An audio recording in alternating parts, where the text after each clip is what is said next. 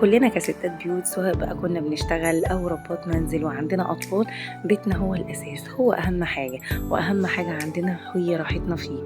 وعلشان تكمل الراحة فأهم حاجة إن بيتنا يبقى منظم ونضيف وريحته كده تشرح القلب.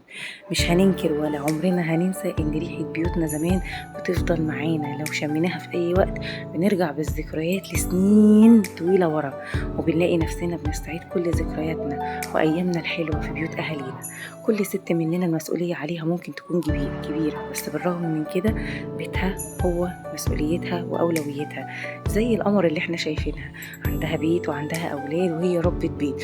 فيديوهاتها جميلة جدا، كلها حماس وحيوية، وازاي ان احنا نحافظ على بيوتنا، وازاي ان احنا نكون دايما في نشاط وحيوية، وازاي بيتنا دايما يكون بيبرق. بيت بسيط جدا جدا جدا، بيت مكون من دور واحد، عايشة فيه هي ووالدتها وأولادها. وزي ما انتوا شايفين كده، زي ما يكون في جنينة حوالين البيت، فبتهتم بيها وبالزرع اللي فيها. دايما ايدها في البيت، كل فيديوهاتها وكل روتيناتها جميلة جدا جدا جدا. نظافة، ازاي بتعرف تنظم وقتها، وكمان في فيديوهات ليها ازاي توفر. فعشان كده احنا لازم نحافظ دايما على ان احنا نكون في بيتنا الاساس. احنا اصلا الاساس، محدش يقدر ينكر ده، محدش يقدر ينكر ان احنا الاساس، وان احنا لينا دور كبير قوي في الحفاظ على البيت وعلى تربية الاولاد، وان احنا لاخر اليوم بنلاقي الراحة كلنا في وجود واحدة موجودة بتشيل همنا ومسؤوليتنا. والفيديو ده اكبر دليل ان انت مش محتاجة تعيشي في قصر، ولا محتاجة تعيشي في بيت فخم ولا اي حاجة. البساطة وراحة البال دايما دايما دايما في البساطة. شوفي بيت بسيط جميل هي بتهتم بيه، فرحانة بيه، كل روتيناتها حلوة قوي قوي قوي، محافظة عليه.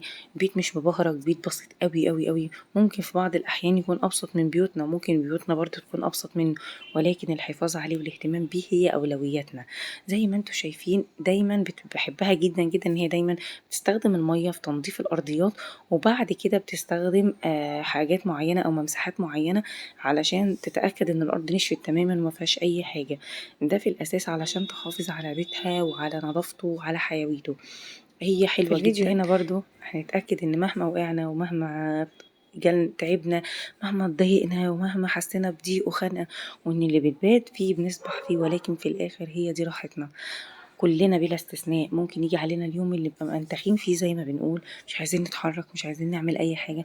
كل هدفنا ان احنا نقعد بس نفصل، ونقعد بينا وبين نفسنا نقول ايه ده، هو احنا مفيش يوم لينا، مفيش يوم لراحتنا، مفيش يوم ان انا اقعد مع نفسي الاقي اللي يخدمني، اجيب اكل من بره، ما اعملش اي حاجه. بس في الآخر بقى نقوم ونقف ونستعيد طاقتنا مرة تانية، عشان بيتنا وعشان حيويتنا وعشان أولادنا وعلشان إحنا نفسنا قبل أي حاجة. الراحة في وجودنا في وسط حبايبنا زي ما بنقول، وكمان حبايبنا لازم نسعدهم وننبسط ونسعد بيهم.